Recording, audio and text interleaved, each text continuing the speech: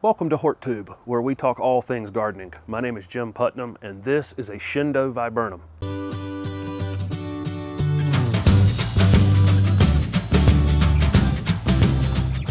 This is Shindo Viburnum, a shiny foliaged, fast-growing, evergreen screening plant. Shindo Viburnums can reach 20 plus feet over time and probably 10 to 12 feet in width.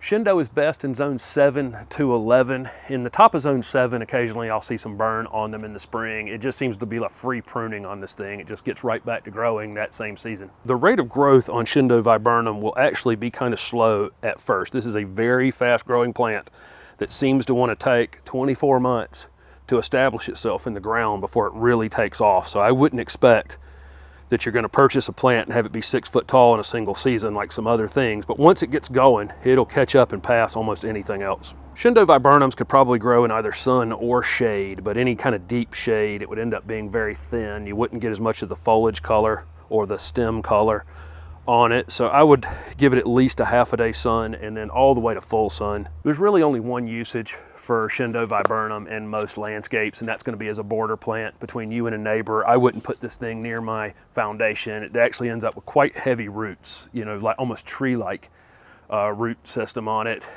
which isn't really a problem as long as it's not near your foundation. And, you know, spaced probably 6 to 8 feet as a border plant. My Shindo Viburnums were probably almost 15 feet tall before I ever saw them flower or fruit. And I'm in zone 7, and I just think we get late freezes occasionally that prevent them from flowering or fruiting as well. I think in zones, 8, 9, or 10, you're going to see them flower quite a bit more frequently.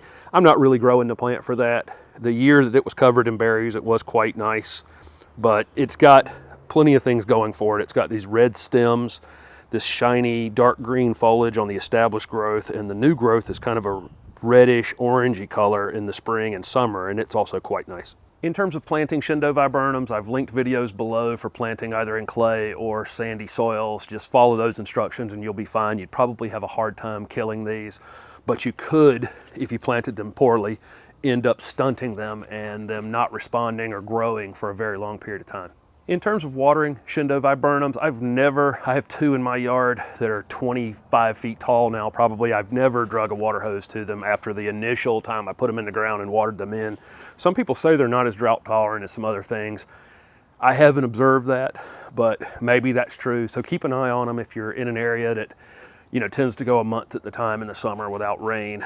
You may want to drag a water hose to them and drown the entire space around them if you need to.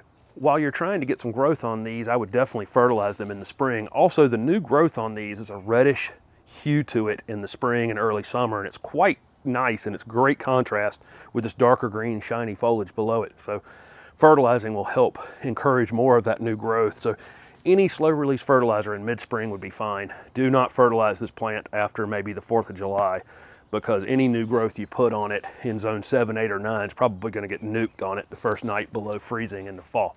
You can pretty much prune Shindo Viburnum anytime you'd want to. They do flower in the spring and berry and fruit through the summer and fall once you get those on your plant. But I really don't, I'm not growing them for that. I'm growing them just to block a view to a neighbor's yard, and so I'm really not worried about it. Prepare to prune this thing with a saw. The stems on it will end up 3 inches around in time, and it's really not something you're going to be able to take a pair of shears to at some point. Mine got to 25 feet tall, and I cut them down to about 6 feet tall a few years ago, and they're right back up there already, but I had to do it with a chainsaw. So just be prepared for that. At some point you will have to do that. Shindo Viburnums get very few insect or disease problems. Occasionally we'll see some spotting on the leaves if the leaves stay wet for a prolonged period of time. It's usually not that big of a deal, and they are reasonably deer resistant. So what are you waiting for? Even you can grow the low maintenance, fast growing Shindo Viburnum. Thank you for watching my video, and if it was helpful, please hit the like button and subscribe to my channel for future videos. Also comment below with any questions you have about Shindo Viburnum. Thanks again.